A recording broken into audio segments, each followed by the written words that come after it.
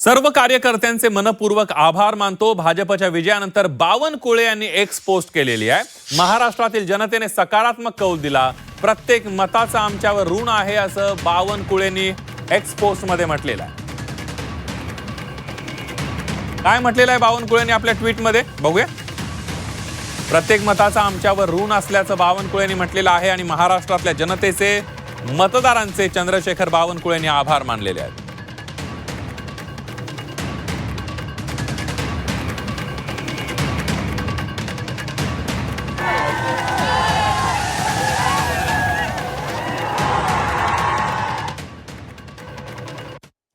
तर तळ कोकणामध्ये राणे ब्रँडचीच हवा असल्याचं पाहायला मिळतंय। कोकणी जनतेने ठाकरेंच्या शिवसेनेला नाकारलंय। सिंधुदुर्ग झेडपीमध्ये पंचायत समितीमध्ये राणेंचाच करिश्मा पाहायला मिळतोय। ठाकरेंची पिछेहाट झाली आहे तर अपक्षांची सुद्धा चलती पाहायला मिळते आहे। तळ कोकणामध्ये राणे ब्रँडचीच हवा असल्याचं चित्र झेडपी पंचायत समिती निवडणुकीमध्ये दिसलं।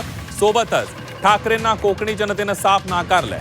मनपाला वेगळे लढणाऱ्या शिवसेना भाजपने या निवडणुकीमध्ये केलेली युती त्यांच्या पथ्यावर पडली आहे। सोबतच निलेश आणि नितेश राणेंची प्रचाराची रणनीती ठाकरेंना वरचढ ठरलेली आहे।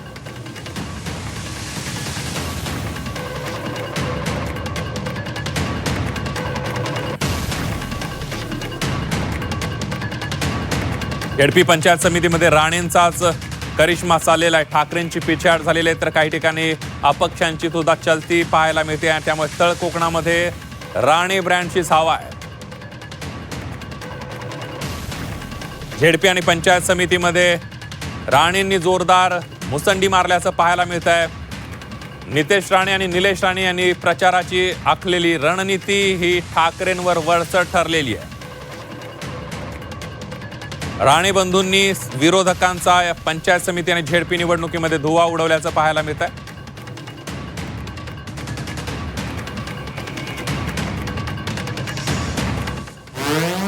त्यानंतर बघूया पुढली एक ब्रेकिंग बातमी। संजय शिरसाट यांना मतदारसंघातच मोठा धक्का बसलेला आहे।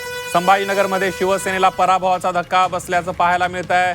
संभाजीनगर पश्चिम मतदारसंघामध्ये पराभव झालेला आहे। मतदारसंघातील 4 पैकी 2 गटांमध्ये शिवसेनेचा पराभव झालेला आहे। संजय शिरसाट जे पालकमंत्री आहेत संभाजीनगरचे, सामाजिक न्याय मंत्री आहेत, त्यांनाच होम ग्राउंडवर मोठा धक्का बसलेला आहे।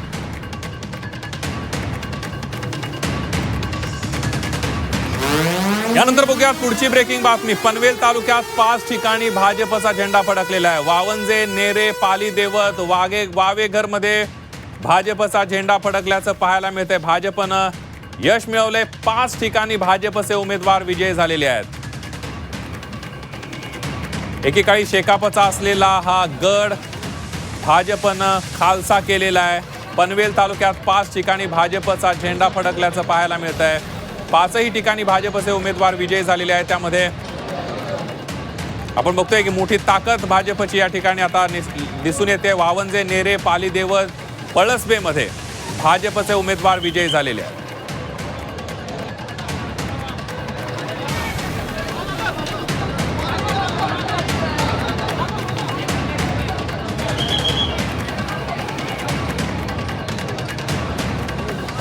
पनवेल तालुक्यामध्ये 5 ठिकाणी भाजपचा झेंडा फडकलाय। 5 ठिकाणी भाजप उमेदवार विजयी झाल्याचं पाहायला मिळत आहे।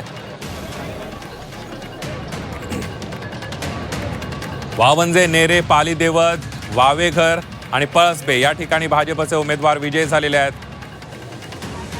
एक मोठं यश भाजपला पनवेलमध्ये येताना पाहायला मिळत आहे।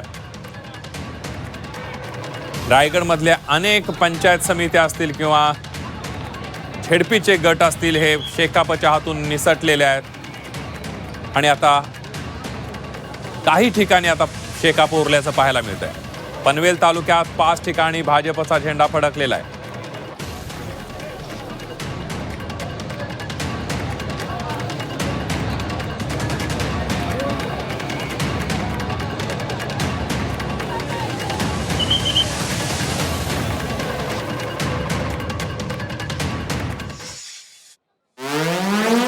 यानंतर बघूया पुढली एक मोठी बातमी। जिल्हा परिषद निवडणूक निकालातही महायुतीनंच बाजी मारली आहे। निकालामध्ये भाजप सर्वात मोठा पक्ष ठरलेला आहे।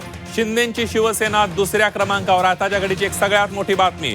काँग्रेस, शिवसेना, ठाकरे पक्ष आणि पवारांची राष्ट्रवादीची पिछेहाट झाली आहे। जिल्हा परिषद निवडणुकीमध्ये महापालिकांप्रमाणेच महायुती ही सरस ठरली आहे। निकालामध्ये भाजप सर्वात मोठा पक्ष तर शिंदेची शिवसेना दुसऱ्या क्रमांकावर आहे।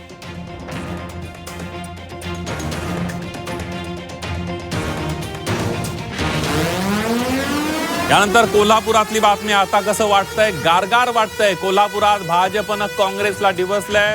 उसगाव मधील भाजपच्या विजयानंतर भाजपच्या समर्थक महिला कार्यकर्त्यांनी आता कसं वाटतंय? गारगार वाटतंय म्हणत काँग्रेसला डिवचलंय।